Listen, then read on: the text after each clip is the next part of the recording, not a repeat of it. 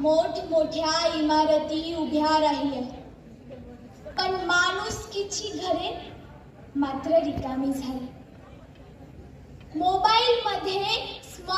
Mobile smart झाले, पण माणसं संवेदनाहीन झाली. शाळेमध्ये शिक्षण वाढलं, पण संस्कार कमी झाले. मग अशा वेळी समाजात प्रश्न पडतो की आज समाजाला गरज नेमकी कुणाची?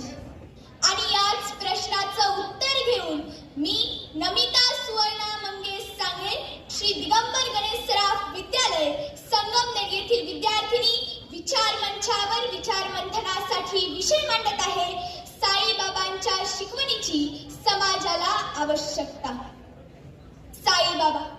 साईबाबा हे केवळ मंदिरातील देव नव्हते, तर ते मानवतेचं चालतं बोलतं विद्यापीठ होते. त्यांनी समाजाला केवळ धर्म दिला नाही, तर धर्म कसा जगायचा हे सुद्धा शिकवलं. त्यांनी चमत्कारापेक्षा चारित्र्य आणि पूजापाठापेक्षा सेवा, प्रामाणिकपणा यांना महत्त्व दिलं. आज आपण 21व्या शतकात जगतो. विज्ञान खूप प्रगत झाला, ज्ञानाची गंगा इथल्या दारोदारी आली. AI कृत्रिम बुद्धिमत्तेच्या सहाय्याने माणूस माणसाजवळ आला, पण मने मात्र दूर गेलीत का? मित्रांनो, रोज सकाळी वर्तमानपत्र उघडलं की मन सुन्न करणाऱ्या बातम्या समोर येतात. एकीकडे महिलांवरील वाढते अत्याचार, दुसरीकडे ऑनलाईन फसवणुका, कुठे भ्रष्टाचार, कुठे अंमली पदार्थांच्या विळख्यात अडकलेली तरुणाई, त्यापेक्षा पुढे जाऊन नात्यांमध्येच विश्वासघात. हे सगळं बघितल्यानंतर खरंच प्रश्न पडतो, हाच का तो भारत देश? हाच का तो भारत देश ज्यानं संपूर्ण जगाला संतांचा संदेश दिला, मानवतेचा संदेश दिला? मग त्यावेळी कधीतरी साईबाबांचा आवाज आपोआप कानावर पडल्यासारखा वाटतो. श्रद्धा ठेवा, सबुरी ठेवा आणि समाजात एक माणूस म्हणून जगा. मित्रांनो, जर समाजातील प्रत्येकाने आपल्यामध्ये स्वतःमध्ये प्रामाणिकपणा ठेवला, तर आपल्या भारतातील नागरिकांचा एकमेकांवरील विश्वास वाढू नये? आज जात, धर्म, भाषा, वंश, पंथ यांच्या नावावर माणूस माणसाशी भांडतो आणि त्या काळात साईबाबा म्हणाले, सबका मालिक एक. आज समाजाला धर्म बदलण्याची गरज अजिबात नाही.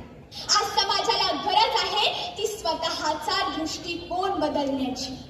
आज स्त्रियांवरील वाढते अत्याचार बघितल्यावर खरंच प्रत्येक संवेदनशील मनाला खूप वेदना होतात. पण मला सांगा, यासाठी फक्त कठोर कायदे पुरेसे आहेत का? तर नाही.